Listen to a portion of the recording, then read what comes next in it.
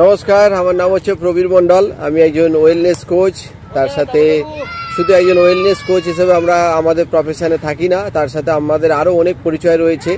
আমরা fitness coach হিসেবেও কাজ করি। ফিটনেস কোচ হিসেবে অনেক মানুষকে ফিটনেস সংক্রান্ত উপদেশ বা সাজেশান, গাইডলাইন, যাই কিছু বলুন না কেন, এগুলো দিয়ে থাকি। তার সাথে লাইফস্টাইল কোচও হিসেবে আমরা নিজেদেরকে পরিচয় দিই। তার কারণ হচ্ছে লাইফস্টাইল মানে শুধু ভালো জামা কাপড় পরবো, ভালো ড্রেস পরবো, ভালো চশমা পরবো, ভালো ঘড়ি পরবো, সো এটাকে শুধু লাইফস্টাইল বলে না। লাইফস্টাইল মিনস হচ্ছে আমাদের জীবনধারা, যেটাকে বলা হয়।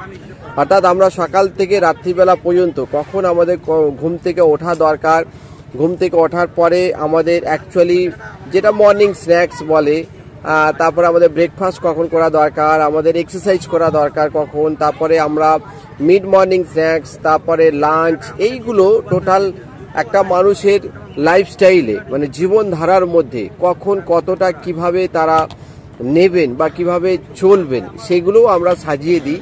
তো এই সব কিছু কর্মকাণ্ড আমরা করে থাকি।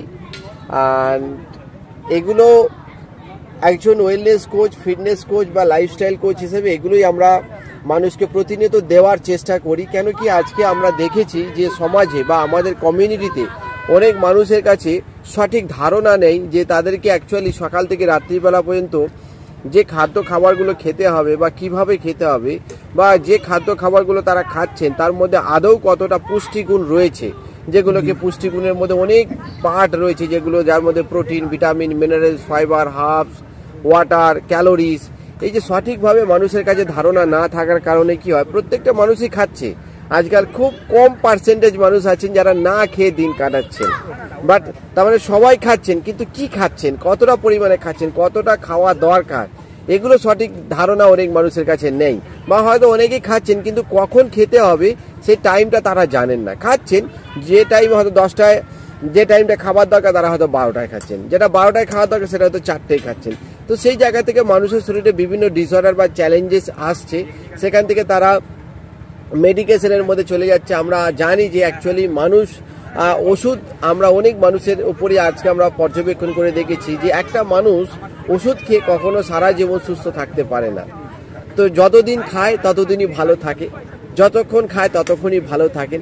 তো সুতরাং কিভাবে একটা মানুষ ওষুধ ছাড়া আগামী দিনে ভালো থাকতে পারে বা বর্তমান লাইফে তার সেরা জীবনটাকে উপভোগ করতে পারে, সেই কর্মকাণ্ড বা সেই বিষয়গুলোকে নিয়ে আমরা আমাদের মানে যে সাবজেক্ট, যে বিষয়, সেগুলোকে আমরা করে থাকি। তার কারণ হচ্ছে আমরা শুনেছি বা আমরা দেখেওছি যে আমাদের পরিবারে যদি আগেকার মানুষ মানে আমাদের ঠাকুরদা বা তাদের আগেকার যে প্রজন্ম আমাদের পরিবারে ছিলেন বা তাদেরকে আমরা তাদের গল্প শুনেছি, যে দেখেছি অনেক সময় তারা 100 বছর কেন 100 বছরের বেশিও তারা বেঁচেছেন।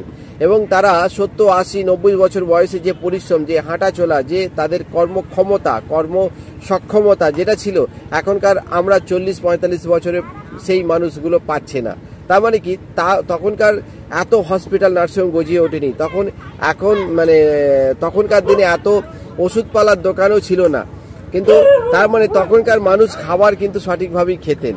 বাট এখন মানুষ খাবার খাচ্ছেন, হয়তো খাবারের দোকান অনেক বেড়ে গেছে, আজকে আমাদের কাছে খাবারের ভান্ডারও অনেক আছে।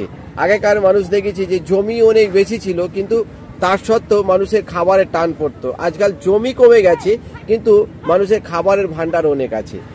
তো সুতরাং দেখুন, ব্যাপারটা হচ্ছে যেহেতু আজকাল পুরো চাষবাস বা যেভাবে শস্য উৎপাদন হচ্ছে পুরোটাই যেহেতু একটা প্রাকৃতিক বিষয়টাকে ছাপিয়ে গিয়ে মানে কৃত্রিমের উপর কৃত্রিমতাটাই যেন বেড়ে গেছে যেহেতু, আর সেখানে এখন আর্টিফিশিয়াল ইন্টেলিজেন্স মানে তো জানেন যে একদম তাই, এতে টেকনিক্যাল এতে সবকিছুতেই এআইটা শুরু হয়ে গেছে। আমি খুবই ভালো লাগছে।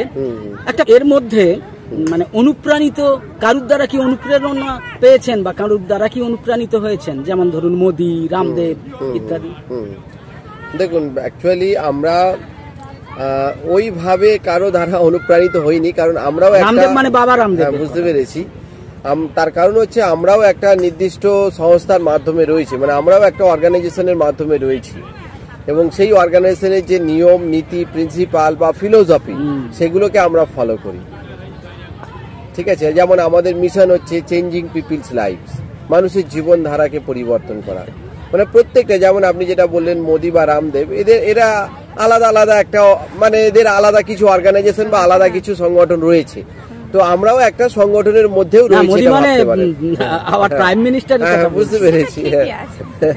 তো আমরা বেসিক্যালি ওই ধরনের কিছু অর্গানাইজেশনের সাথে নেই, বাট আমাদের পুরোপুরি একটা আলাদা অর্গানাইজেশন রয়েছে এবং প্রত্যেকটা অর্গানাইজেশনে যেমন আলাদা আলাদা কিছু প্রিন্সিপাল থাকেই, নিয়ম নীতি থাকেই, তাদের একটা ভাবধারা থাকেই, বাট আমাদের একটা অর্গানাইজেশনে একটা আলাদা ভাবধারা রয়েছে, আমাদের অর্গানাইজেশনে কিছু নিয়ম নীতি রয়েছে, সেইগুলোর উপরে আমরা অনুপ্রাণিত হই, মানে আমাদের সংস্থার মাধ্যমে আমরা অনুপ্রাণিত হই। আজকে আমরা এই যে পিকনিকে উপস্থিত হয়েছি, আমিও আজকে আপনাদের একজন সদস্য, একদম একটা পারিবারিকের মতো, প্রত্যেকেই যেন একটা পারিবারিক বন্ধনে আবদ্ধ হয়ে এখানে এসেছি। আমিও অবশ্যই নিজেকে সেভাবেই মনে করছি। অনেক ধন্যবাদ। আমরা আলোচনা চালিয়ে নিয়ে যাব, কিন্তু পার্ট পার্ট। ওই যেমন আপনি বলছেন যে স্ন্যাক্স, তারপরে আবার ব্রেকফাস্ট, তারপরে মিড ব্রেকফাস্ট বা লাঞ্চ, তারপরে অমুক তমুক, এইভাবে কথোপকথন আগিয়ে নিয়ে যাব। আমাদের নিউজ নির্ভীক চ্যানেলের পক্ষ থেকে আপনাকে অনেক ধন্যবাদ। আপনি খুব সুন্দর বলতে পারেন, আর ম্যাডামকেও পরে কথা বলাবো। এখন শুধু ম্যাডামকে একবার দেখিয়ে দিই যে এই ম্যাডামও কথা বলবেন, তার সঙ্গে আরো যারা এখানে উপস্থিত হয়েছেন তাদের ছোট ছোট বাইট নেব। অবশ্যই অবশ্যই, ভালো থাকবেন, আমরা চালিয়ে নিয়ে যাবো। অনেক অনেক